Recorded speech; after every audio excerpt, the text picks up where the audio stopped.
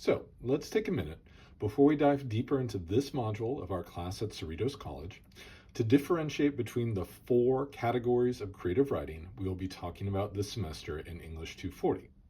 You may have noticed that the title of our required textbook by David Starkey is Creative Writing 4 Genres in Brief.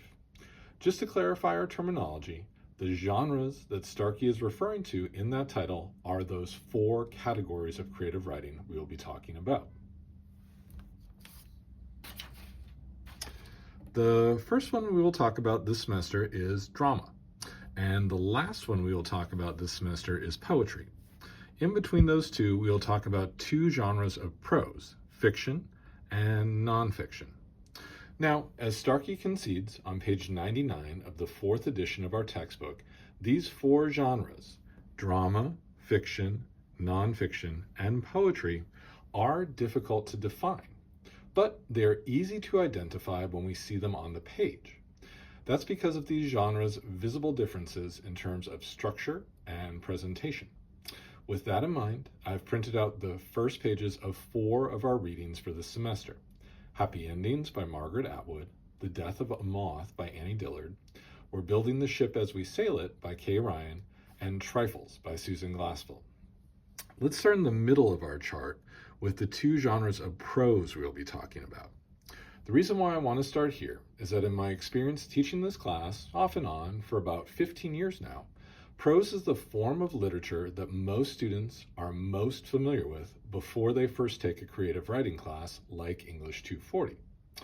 That's because prose, as Starkey characterizes it on at least a couple of pages in creative writing, is the ordinary language of writing and speaking. So most students are most familiar with writing and speaking in prose.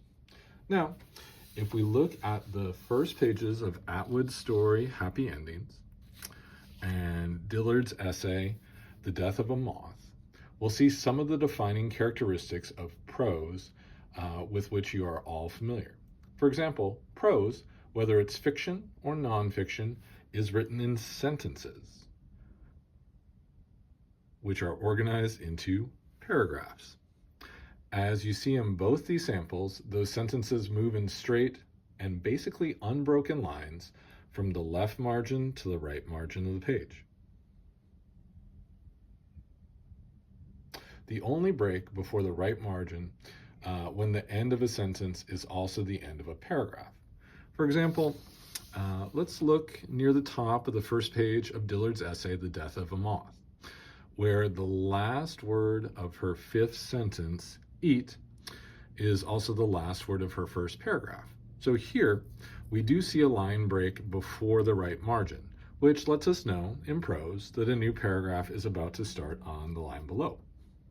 Now, let's contrast that with how a piece of poetry is structured. To do that, let's take a look at the first page, well, actually the one and only page of Ryan's poem, We're Building the Ship as We Sail It. As you see in this sample, poetry is written in lines, which are organized into stanzas. In the specific case of Ryan's poem, there is only one stanza, but many poems are composed of multiple stanzas. The most obvious visible difference between the lines in poetry and the sentences in prose is that the lines in a poem also tend to start at the left margin, but then the right-hand ends of them tend to be ragged. That is, they tend not to extend all the way to the right margin of the page. Instead, each line tends to end where it does to create an emphasis. For example, notice how Ryan decides to end the first line of this particular poem on the word fear, which places an emphasis on that emotion. In other poems, the choices about where to end a line may also relate to patterns in terms of rhythm and meter and/or rhyme. That is, the poet may want to end a line after a certain number of accented and unaccented syllables, or on a word that rhymes with a word at the end of another line. Now, one similarity between poetry and prose that I should note before we move on to drama is that both of them are intended for an audience of readers. Whereas drama is intended for the artistic collaborators, primarily the performers, who will essentially read it to an audience of viewers and listeners. That is, the goal of a playwright or a screenwriter is for an audience to see and hear a performance on a stage or on a screen of what is written in their script. With that in mind, let's take a look at the structure and presentation of drama. In this case, the first page of Glaspell's play, Trifles. After first presenting a list of the characters and a description of the setting, most of the rest of the script takes the form of lines of dialogue and stage directions for the performers. For example, here I see a list of the names of the 5 characters who will appear on stage during Trifles, followed by a description of the kitchen in a now abandoned farmhouse, in which they will deliver their lines of dialogue and perform their respective actions. You'll see that in this particular play script formatting, each line of dialogue is preceded by the character's name in all capital letters, and that many of them also include stage directions in parentheses.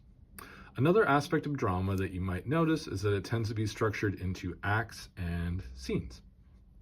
Now, that's not to say that pieces of prose and poetry don't also have scenes or dialogue. They're just formatted differently than we see them in drama. In fact, in future mini lessons, I'll be talking about these types of elements that we see in all 4 genres of creative writing, such as scenes and dialogue.